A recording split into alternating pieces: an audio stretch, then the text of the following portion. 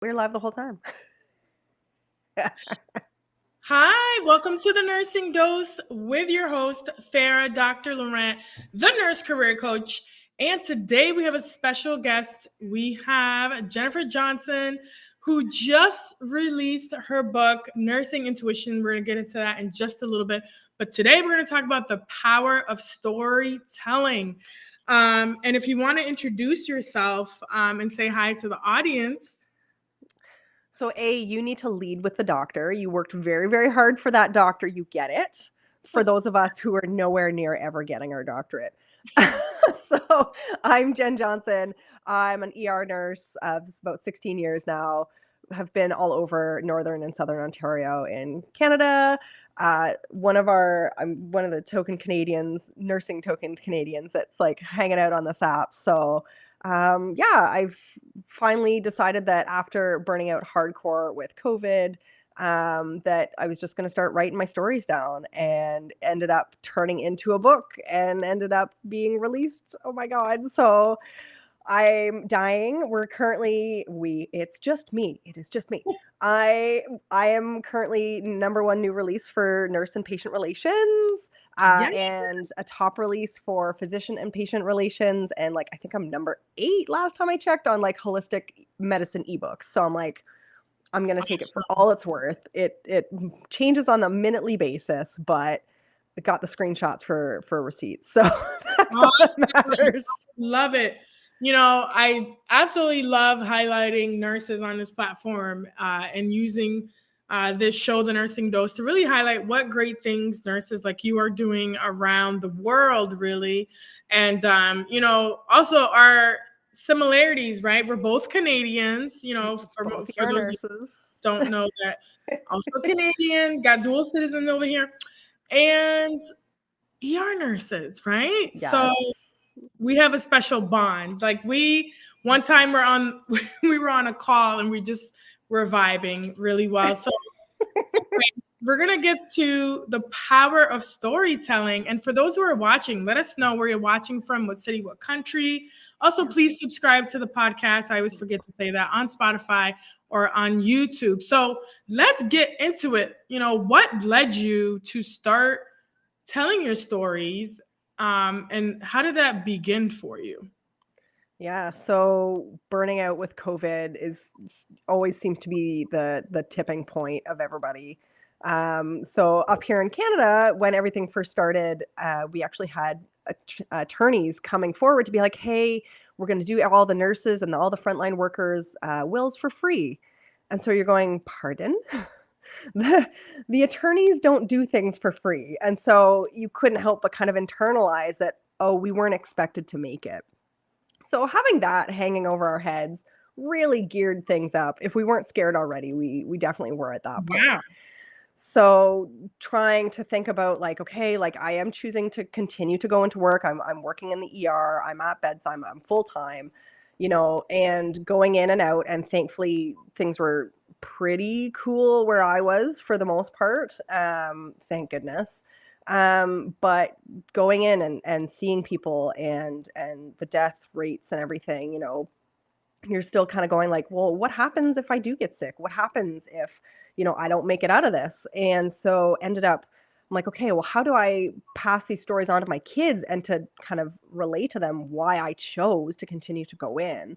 And so I started writing down all the good stories about like, the times I had a good save, or the time I helped a family, or the time I Mhm. advocated for somebody. And of course, writing down the good stories. The bad stories were just like, whoop, right in there, right beside them.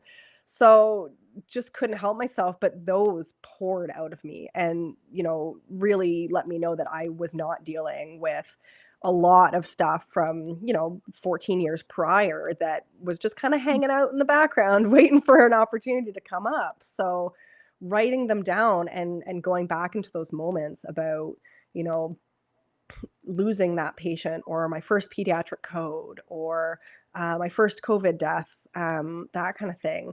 It allowed me to another way to work through it. So, it Mhm. was so crazy that all of a sudden, writing it down and then having it off my chest and out of my mind really allowed me to deal with it a lot better than I had been previously. Also, all the free therapy that the psychotherapists that we're offering also in Ontario. Mhm. Shout out to my therapist because she was a saint and she helped me also then work through a lot of this. So it was within the ability to tell the stories that, we normally just, you're talking to your nurse buddies and you're going like, "Oh, like, I don't know, oh, this patient's got pancreatitis, like, ugh, that really creeps me out," only because, like, I had such a bad, uh, pancreatic pancreatitis related death, Right. and They people are go going like, "Oh, well, why? Well, why?" Like, it seems so blasé, and you're like, "No, no, no, no," and you tell then yeah, go into your 2, 3 minute long story about what happened, why you're totally freaked out, and then people go, "Oh, okay, that makes a lot of sense." So it ends up that a lot of our learning that we do through each other is through stories, and it's the way we're able to tell them, sometimes you only have a few minutes with your buddies before everything hits the fan. And so being able to kind of condense the story down, but keep it entertaining keeps people engaged and then will also allow them to be able to take home that message. And so the next time they've got somebody with pancreatitis, they go, "Oh, Jen's story, I better be extra cautious just to be on the safe side," and then go from there. So it's turned into this way to not only get it off my chest and resolve that trauma myself, but then it's also being able to put it forward and let other people learn from my mistakes or my losses so that maybe they don't have to do that on their own. yeah. So that is so powerful, and thank you for sharing because I think for even previous to COVID, right, working in the Mhm. emergency room, or even just being a nurse in general, but I really do think, this is just from my own personal experience, especially working in level 1 trauma centers, Yep. ICU nurses, some other areas, there is death and things like that. But even pre COVID, the emergency room sees a different type of trauma that it's really, you cannot really explain the depth of what we're seeing, especially even first responders that are even on the Mhm. scene, which can even be more traumatic for them as well sometimes. But we don't really talk about that a lot in healthcare and nursing. And I think this is where they started with the concept of debriefing after Mhm. some of these traumatic experiences and stuff. But we know that a lot of times we didn't even have time to debrief because the next emergency would come in, right? So, Yep. you mentioned coping, right? It's kind of a way, journaling or writing things down, storytelling, or even just talking to other nurses because nurses understand each other like no one else can understand because we have that kind of bond, especially ER nurses understand ER nurses very well. Like, not everybody has the same experience, but it's relatable. So this is why when you're putting it in a book, uh, telling stories or even using it for education, like when we're teaching nursing students or new grads, it's more memorable, right? Storytelling it's more memorable, it's more impactful instead of reading it from a book, right? Yeah. Like you mentioned, like a textbook. If you're like, hey, I had this patient, and then you're going through personal kind of, so you're painting this vivid picture, and that's memorable for people, and they remember, and they can improve in their care or whatever the case is. So you mentioned so many things. So like, you know, coping, storytelling helps with education, helps with remembering, uh, and then just documentation, meaning more like Absolutely. history, right? Yeah. So when did you decide? And for those who are watching, let me know if you have any questions. If you maybe want to be a writer or a potential author, you know, my advice is just start writing, Yeah. right? But what moment did you think like, oh, you know what? Let me turn this into a book. By the way, the book is Nursing Intuition, right? And you could check it out on Amazon and Available where on else? Amazon. Amazon. Okay, cool. Yeah. So It's currently available for pre-order. The ebook is currently available for pre-order. I'm really hoping October 29th we can get everything together. Shockingly enough, my editor is taking her very sweet time properly to edit it, and I'm so thankful for her because I'm not somebody who is great with editing. So I'm really hoping for October 29th, but she may get pushed back a little bit. Another life lesson in patience all over again because I kept joking that, now that everything's kind of coming together, I don't have to be patient anymore. The universe goes, haha, no, we're going to really hammer it home that you still need to like exercise some patience in this.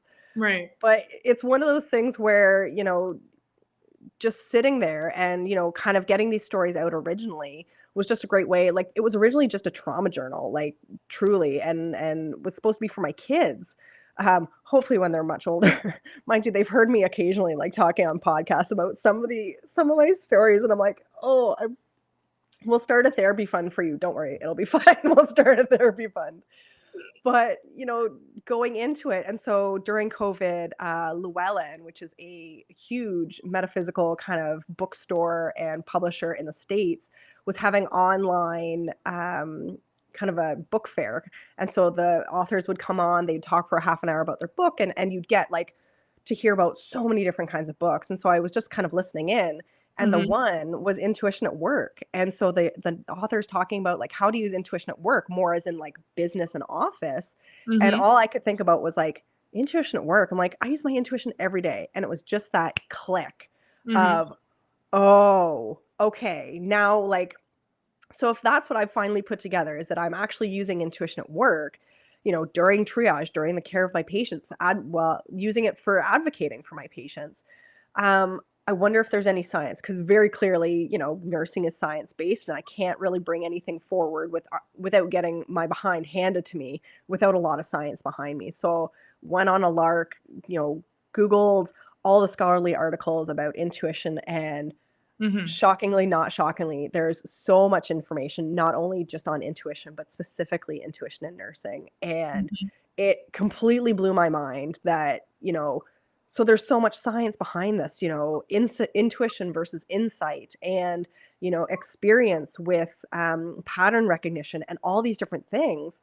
And I'm going like, okay, we can teach this now. Like, why aren't we talking about it other than, the typical 3 a.m. conversation that we have with each other? When you're going like, "Oh, I remember this patient and we did da da da da, and I just had this weird gut feeling that things were off." And you go, "Okay, perfect." And the more I started to open up about, situations where I trusted my gut and was verbalizing that I said like I trusted Yeah. my gut, Mm-hmm. my other coworkers would come up to be like, "Oh yeah, like I trusted my gut too, and this was this situation here and that situation there." And I'm going, "Holy cow. Oh my God, we're all doing it." Okay, so we're all doing it, but we're very nonchalantly not talking about it because of the fear of kind of the stigma about the use of the word intuition. But if you use instead advocacy, changes the whole ballpark. So, and again with the science, even if somebody who's newer who needs to go to the doc to say like, "Hey, I just don't know what's going on with this patient. I just want you Yeah. to have another look." The science still says that even if the patient is fine, just having the doc come in and have another touch on that patient still improves patient outcomes. Right. So Even even think if you can, like, sorry to that's interject. okay. Think about rapid responses, right? So Yeah. in the hospital, one of the criteria for rapid responses, if you think or have a feeling that the patient is not doing well, but you're not sure, one of the Stop. criteria in the rapid responses call a rapid response. Stop So it. Really? You yes, need to it is. send me links to these policies later. Oh my God, I'm dying right now. Oh, Right. And even so in excited. some places, nurses are probably going to be like, don't say this, Yeah. right? But even in some Yeah. places, the hospital empowers families to call rapid response if they're Yes. following you know, it's because it's usually all over the rooms and it'll Yeah. say, if you're concerned about this, this, or this, and that's what it is. Like you said, it's advocacy. Yeah. And okay, maybe if nothing is found, but typically there's usually something going on, right? Yeah. Um, so yeah, I just wanted to add that in. So Oh yeah, my sorry. God. That like blows me out of the water because I am so pumped to like go searching for that data because perfect. So, and again, we're not using the word intuition, right? We're bypassing that word because of the connotations laid next to it, but it's what we're doing, right? Yeah. And it's how many times have you said like, "Oh, I just don't know," or I've got this gut feeling, and it's trying to verbalize and put together how to get that idea across to a physician or to another coworker that Mhm. something's just off and you may not know exactly what, but I do need more help and I do need more somebody to take another look at this patient and to just triple check to see like, am I missing anything? Yeah. And to be able to teach that, especially to new grads who are coming in and, the learning curve is straight up to start, Yeah. wouldn't it be so amazing to then have the ability to say, "Hey, by the way, you can have this like sixth sense kind of thing about a patient and how they're doing, and you're not always going to be right, and that's okay. Just like everything else, it's a learning process. It takes time to hone those skills and then be able to move forward with it." Yeah. So I'm so floored Yeah. um And that the other, I wanted to kind of get into some tips of storytelling, not only from a writer or author perspective, but, we know even from childhood or even just the way storytelling goes, we talked about how it's connected to memory because it's usually connected with a feeling or emotion. So I recently got a couple books.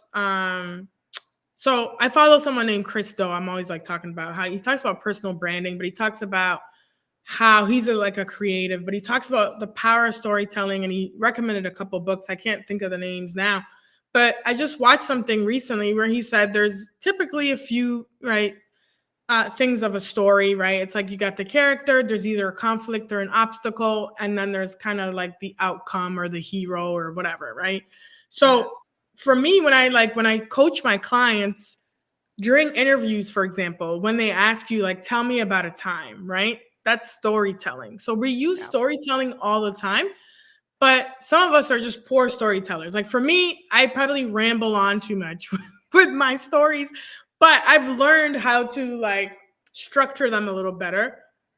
But I tell them, so like one method that I tell them to use is the S bar method. So we know how yeah, to use S bar as nurses, but I tell them to keep it concise, right? So like S for situation, B for background. So you give them a little bit of context. And then, I usually say, A is like what was it? SBAR, right?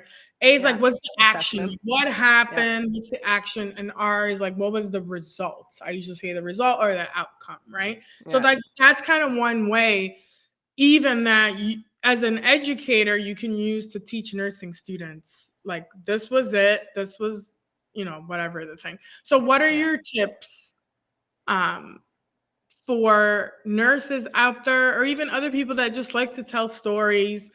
What are some tips for you to tell the audience like what makes a great story that like captures people's attention and that most importantly like they feel, right? Yeah. Like what are your tips? It's to put your heart into it, right? Like a lot of us, we more often than not are telling the funny stories, right? Especially to each other, especially, you're goofing off and you're just like, "Oh my god, you wouldn't realize like this guy last night." Um, you know, keep it short, but again, like put in just enough detail. So, it's kind of like, well, the other night we had this guy, we were getting ready to take breaks. We were literally just sitting all there just to get ready. And we hear this like pull on the ER door. And then all of a sudden, like a patient like falls in. We're like, oh my God, like what is happening there that they've pried the door open and fallen in? We're like, okay, so you're like slowly getting up and ready to go. Well, then two cops fall on top of him. And then two more cops fall on top of him. And the hilarity of going from it being, a Q word, like a quiet kind of night, and then all of a sudden to have all this chaos happen. It's just the dynamic, weird things that people do on the daily. Sometimes it's just the weird things that they do that's what's going to catch you, right? Had a Mhm. patient whose family member who was really worried about this patient, and so was I. Like they were kind of just straddling the line of ICU to med surge, and they're just straddling that line.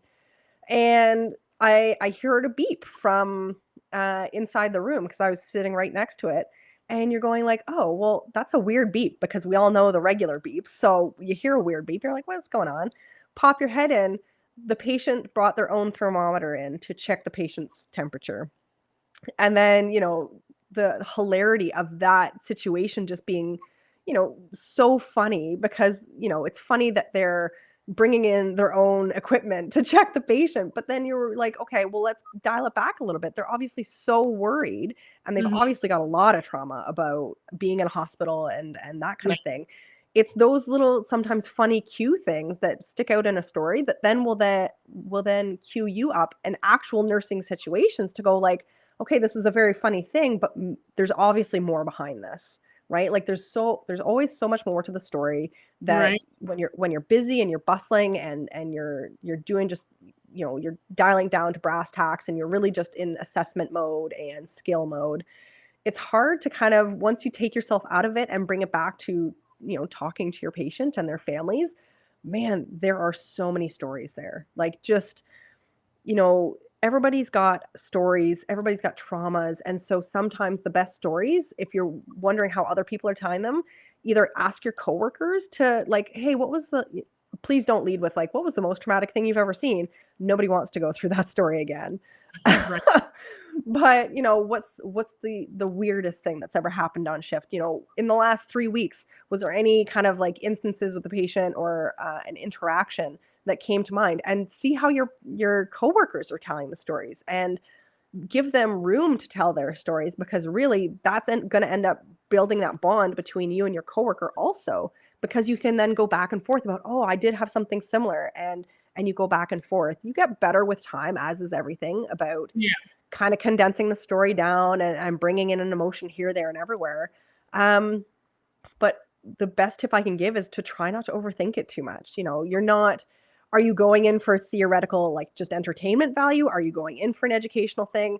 Don't even worry about it. Just tell your story, and, you can kinda watch people, and if they start to glaze over, you go, "Okay, that story's a little bit too long. I need to dial her back a bit." But, just keep an eye on everybody. So if they're leaning in, they're interested, you've got them. So Right. continue it on. And a lot of it's just ad lib. So, and talking in front of people also where you can get the hand gestures and you can kind of do the voices and Mhm. make it a little bit crazier. Yeah. Sure, that More always helps too. more like charismatic, more Yes. energy, like enthusiasm. Yeah, because definitely we know some of the best storytellers and even just speakers have a lot of variety in their voice and their tone. Even using pauses or silence really makes more of an impact when you're Yeah. telling stories and things like that. So I think one thing I wanted to quickly touch upon too is whoop, I almost fell off Woo. this thing, is is like you said, Sorry. girl, this is live, okay? We're giving it to you live, not This is pre-recorded, what happens. This is not what happens when you scripted. get 2 ER nurses together. We just go off the rails, and then one of us is falling over. Sounds about right. Exactly.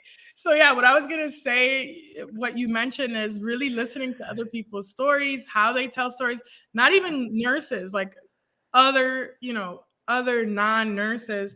Like if you think about the best storytellers, for me, I think some of the best storytellers are comedians, like stand-up Yes, comedians, I was just gonna say that, 100%. right? Because they have a way of capturing the audience, telling the key pieces concisely, and most of their stories are so relatable, and that's why it's so funny or touching or whatever they're doing. So I think tapping into the emotion piece is definitely important. So we have a couple more minutes. I Mhm. wanted to ask you, if people want to connect with you, where can they connect with you? Where can they find you? And, kind of share that with them. Yeah, so I'm on LinkedIn, obviously, Jennifer Johnson, BSCNRN. Do not come for me. Do you know how many Jennifer Johnsons there are on every single app? So don't even with the, I can't believe she used BSCNRN. Yes, I did. It happened. We're moving past. Um, uh, Instagram and TikTok at ernurse.jen, Jenn. You can find me on Amazon. If you search Jennifer A. Johnson, RN, it will link you up to not just my book, but all the journals, and getting you to tell your own story and getting it out and journaling and kind of keeping track of how much you're growing over the course of your career. Oh, wait, You can don't find you have another one? 100 shifts? 100 shifts. So that's the 100 shifts journal is, in the very beginning, there's a lot of information on like boundaries and identifying triggers and a little bit of resilience training that way. And then there's a skills checklist that morphs through the whole book. And Mhm. then every shift is one page. And so you can, put in how many steps did you do? How much water did you get? Were you fully staffed? Hilarious. I know. Were you, you know, what medication questions did you want answers to that you're running around for 12 hours? You don't have time to look up every single pathophysiology of everything, or pharmacological outcome. And so you can just jot down quick, like, oh, amlodipine, like was it both blood pressure and heart rate? Like, I can't remember, but just jot it down. Pros and cons to the shift, what went really well. You start an IV. That's huge. We take for granted all the little teeny tiny skills that end up building a career, and everybody thinks like, oh, you have to wait for the big wins. Well, I promise you the big wins are very few and far between, and the big losses outnumber them at least 10 to 20 to 1. Right. So But this we're way, all learning, right? We're yes, learning. And you know, this is a great resource for new nurses, like really any nurse, but yeah, particularly nursing students or new nurses. And they can yeah. find that on Amazon as well. That's on Amazon. It's got a couple of different covers. There's big, small, so just kind of pay attention to the size of it. If you want a full on 8.5 by 11, great, got those. If you are kind of more of a smaller book kind of gal or guy, got those too. Okay, cool. And then rxforgrowth.com is my website. And so you can find me on there and have got all sorts of resources for, do you just need a moment to vent? Like, hit me up, I'll listen to you. If you want input, great. If not, cool too. We can just, I'm here to listen. I'm not untouchable by any means, shape, or form. I'm still at the bedside. I'm still writing and traveling and all the things, but I'm still at the bedside. So I 100% get the frustrations. Wait, I want to ask about, well, we're going to put all your links too below. You'll Yes. share them and then Yes. we'll put them below for everybody to see. How was NurseCon? Wanted to quickly ask. Oh my God. NurseCon. So NurseCon was fantastic. Yeah. Apparently NurseCon on land is like 3 times less excessive than NurseCon at sea. Apparently NurseCon at sea, Nurse Blake needs like 3 bodyguards, let alone like versus NurseCon at land, he only needed the one.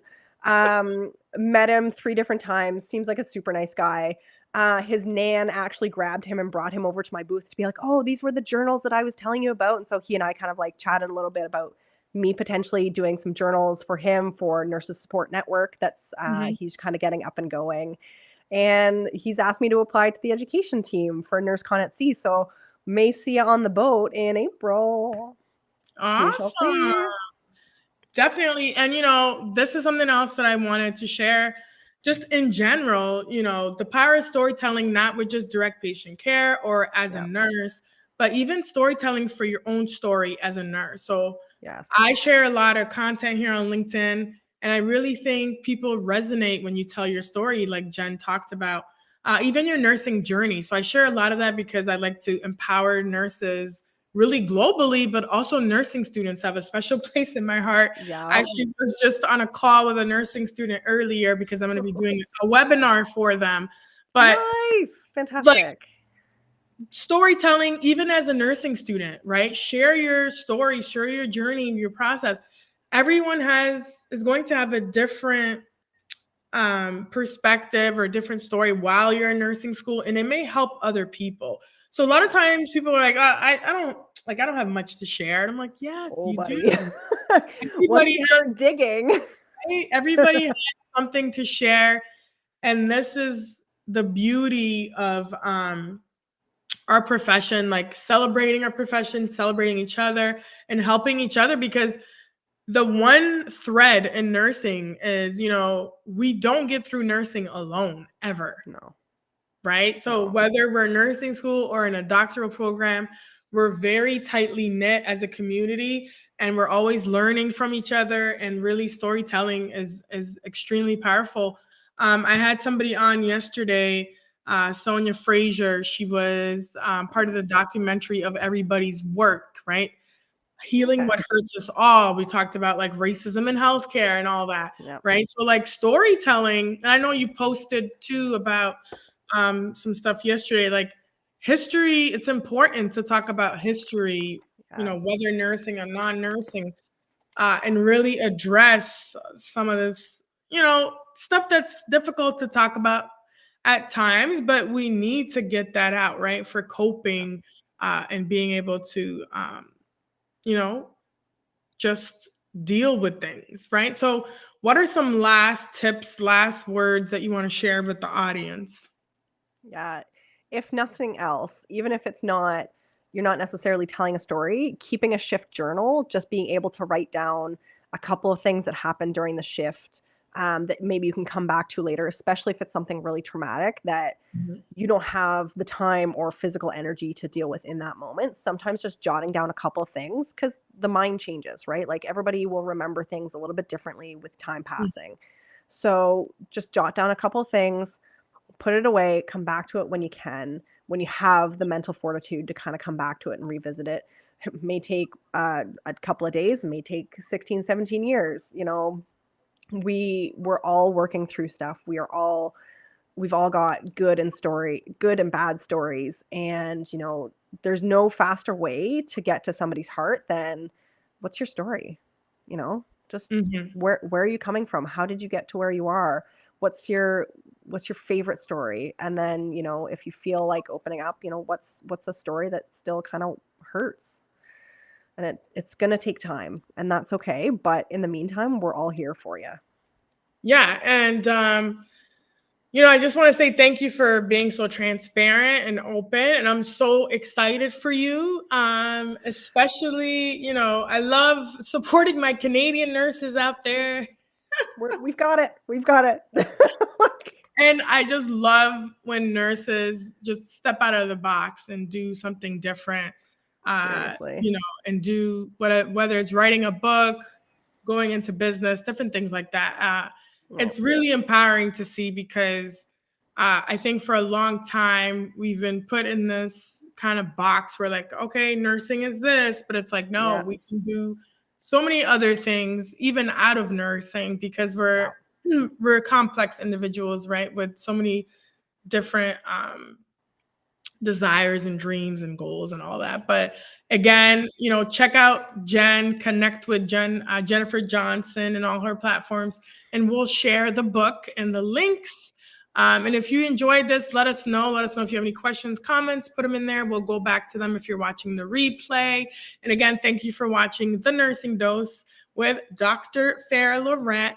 And please subscribe. And again, thank you, Jen. Such a pleasure. Anytime. Anytime.